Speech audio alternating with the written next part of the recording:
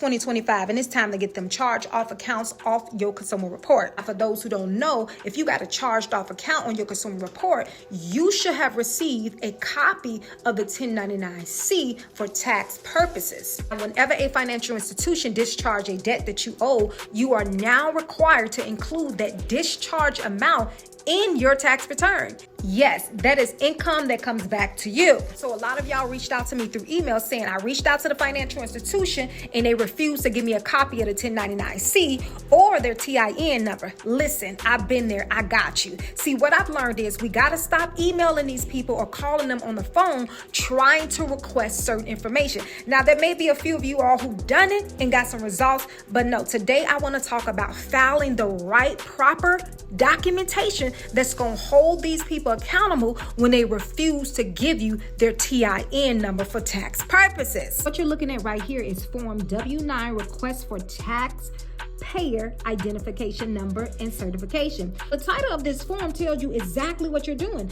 I'm requesting for your tax ID number, okay? So we're going to go down to where it talks about the purpose of this form.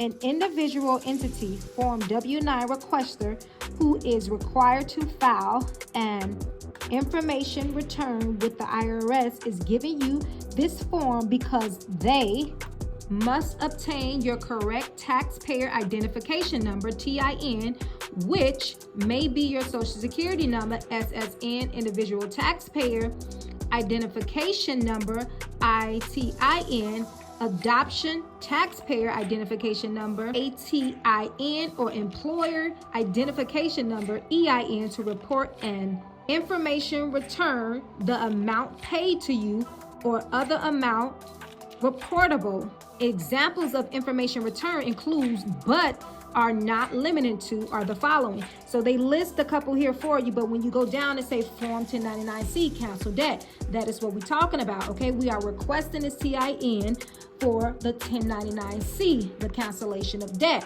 Now let's see what this form says about penalties. Failure to furnish TIN. If you fail to furnish your correct TIN to a requester, okay, you are the requester, you are subject to penalties. So if a financial institution refuses your W-9 request form, they are subject to IRS penalties. If your debt has been discharged, forgiven, or canceled by a financial institution, that is taxable income that is owed to you. See, these financial institutions are not reporting to the IRS that the debt has been canceled. They are reselling the debt to third-party agencies and debt collectors, and then they had a nerve to report that mess on your consumer report.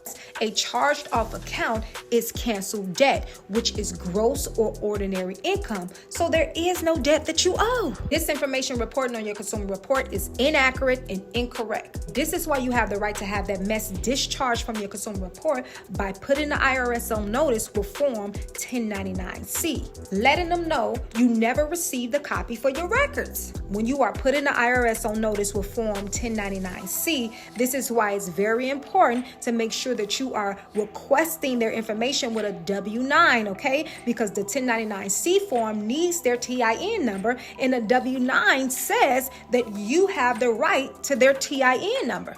And they can't deny you. You can't be afraid to talk to the IRS. You have the right to put them on notice, notifying them of fraudulent activities. Call them on the phone, put them on notice with e-filing, mail information to them, whatever you have to do. If you got a charge off on your consumer report, that information can be removed and discharged by sending them a W-9 requesting their TIN information and putting the IRS on notice with Form 1099-C. Don't wait to be great.